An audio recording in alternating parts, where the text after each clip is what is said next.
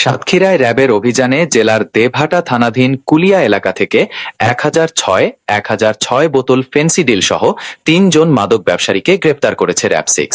Mohammad Mizanur Rahman, staff reporter.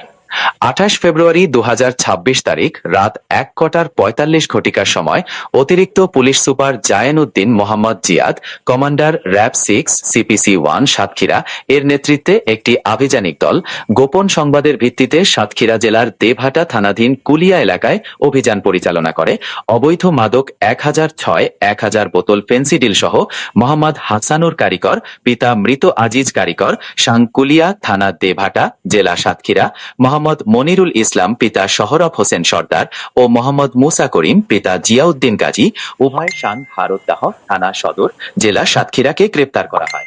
পরবর্তীতে গ্রেপ্তারকৃত আসামিদের বিরুদ্ধে ২০১৮ সালের মাদকদ্রব্য নিয়ন্ত্রণ আইন ৩৬(১) সারণীর ১৪(গ)/৪১ ধারায় নিয়মিত মামলা রুজুপূর্বক উদ্ধারকৃত মাদক ও আসামিদের সাতক্ষীরা দেবহাটা থানায় হস্তান্তর করা হয়েছে।